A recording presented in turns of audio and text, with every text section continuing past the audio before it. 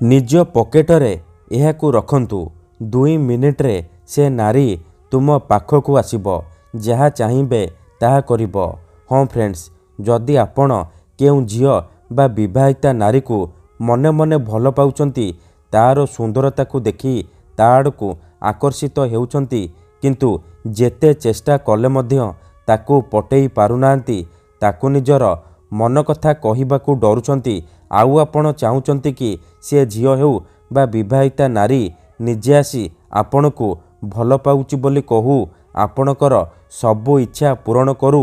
तेबे आजिर एही भिडियोटी आपणकर इच्छा को पूरण करिबो। केवल आपण निज पकेटरे एहाकू रखंतु, ग्यारंटी देउची 2 मिनिट्रे से झियो बा नारी आपणक आड़कू आकर्षित हेबाकू लागिबो। राति दिन आपणक कथा भाबिबो, आपणकू छाड़ी रही परिबनी। एही वशीकरण को प्रयोग करी हजार हजार लोक माने लाभवान होइचंती। निज पसंदर झियो बा भाउज को मुहूर्तक भितरे पटेई पारिछंती। तेणु आपण भी मो कथा मानी निज पकेटरे एहाकू रखंतु। ग्यारंटी देउची जेउ झियो पटु नथिला से झियो आपे आपे पटिजिबो। निजे आसी आपणकू भल पाउची बोली कहिबो। पड़िशा घर भाउज हाथ धरी रूम को डाकिबो, जहा चाहिबे ताहा करिबो, आपणकर सबु इच्छा पूरण करिबो। नमस्कार फ्रेंड्स, ओडिया फंडा चैनल को आपण मानकू स्वागत। आजिर एही भिडियोटी रे मु आपणकू शिखेइबी आपण किपरि झियो पटेई पारिबे।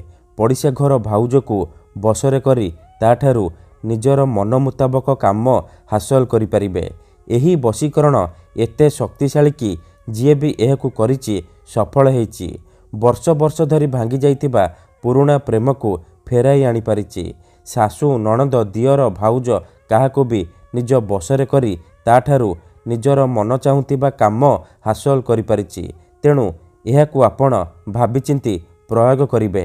मनरे कोनोसी खराब उद्देश्य किंबा कोनोसी खराब काम पई आपण एही वशीकरण को प्रयोग करिबेनी।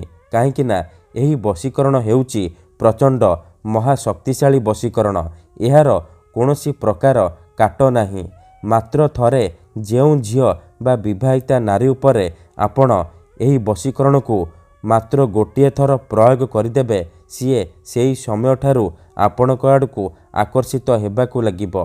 राति दिन आपणक कथा भाबिबो, आपणकू छाड़ी गोटे मुहूर्त भी रही परिबनी। केवल आपणकू निज पकेटरे एहाकू रखिबार अछि, तापर देखिबे चमत्कार। हाँ फ्रेंड्स, केते थर एमिति हेइथाए कि आपण जेउ झियो को भल पाउचंती सीए आपणकू भल पाएनी, अन्य काहाकू भल पाए, आउ आपण ता पछरे गोड़ेई गोड़ेई निजर सबु समय सारी दियंती, किंतु से झियो को पटेई पारंतिनी। जदि आपण भी एहीपरि परिस्थिति रे पड़िचंती, जेते चेष्टा कले मध्य से झियो को पटेई पारुनांती, तेबे मात्र थरे मो कथा मानी निज पकेटरे एहाकू रखंतु। ग्यारंटी देउची से झियो निजे आसी आपणक सहित कथा हबो, आपणकू भल पाउची बोली कहिबो। आपणक प्रेमरे एमिति दीवानी हेजिबो कि आपणकू न देखी गोटे मुहूर्त भी रही परिबनी। एही वशीकरण साहाय्य आपण पड़िशा घर भाउज को मध्य पटेई पारिबे, ताठारू निजर मन मुताबक काम हासिल करि पारिबे। ठीक अछि, तेबे एही वशीकरण को आपण किपरि करिबे, केमिति करिबे, एहार प्रयोग विधि कौन मु आपणकू शिखेइबी। संपूर्ण प्रयोग विधि मु आपणकू शिखेइबी। जानिबा पई मोर आपण मानकू अनुरोध कि आपण भिडियोटी को मूलरू शेष पर्यंत पूरा ध्यान सहित देखिबे। काहेकि ना तेबे जाए कि आपण संपूर्ण प्रयोग विधि जानि परिबे। अधारू छाड़िकी पळेइले किंबा काटी काटी देखिले आपण किछि भी बुझी परिबेनी। परे आपण कहिबे गुरुजी आपणकर वशीकरण काम करूनी। देखंतु, वशीकरण करिबा पूर्वरु गोटिए छोटिया कथा मन रखंतु। वशीकरण एमिति सेमिति काम करेनी। मनरे संपूर्ण विश्वास, निष्ठा और एकाग्रतार सहित आपणकू एही वशीकरण करिबाकू पड़िबो। तेबे जाई मु आपणकू ग्यारंटी देउची आपण जेउ झियो बा महिला को पटेइबाकू चाहुचंती, ताकू अति सहजरे निज बसरे करि परिबे, ताकू पटेई पारिबे। ठीक अछि, तेबे मन रखंतु एही वशीकरण को आपण କେଉଁ ବି ବାରରେ କରିପାରିବେ, କିନ୍ତୁ ଯେବେ ବି କରିବେ ସୂର୍ଯ୍ୟ ଅସ୍ତ ପରେ ରାତି ସମୟରେ କରିବେ। ଠିକ୍ ଅଛି। ତେବେ ଏହି ବଶୀକରଣ କରିବା ପାଇଁ ଆପଣଙ୍କୁ କିଛି ସାମଗ୍ରୀ ଦରକାର, ଯେମିତିକି ଖଣ୍ଡିଏ କଳା କପଡ଼ା, 5ଟି କଳା ଗୋଲମରିଚ, ଖଣ୍ଡେ ସାଧା କାଗଜ ଆଉ କଳା ରଙ୍ଗର କଲମ। ଏତିକି ଜିନିଷ ଆଣିସାରିବା ପରେ ଆପଣ କ'ଣ କରିବେ, ନିଜ ଘରେ କୌଣସି ଏକ ଜାଗାରେ ଚୁପଚାପ ବସି ପଡ଼ିବେ, ଯେଉଁଠାରେ ଆପଣଙ୍କୁ କେହି ଦେଖିବେନି କିମ୍ବା ଅଧାରୁ ଡାକିବେନି। ପ୍ରଥମେ ଆପଣ କ'ଣ କରିବେ, ଯେଉଁ କଳା କପଡ଼ା ଆଣିଛନ୍ତି ସେ କଳା କପଡ଼ାକୁ ନିଜର ସାମ୍ନାରେ ରଖିବେ।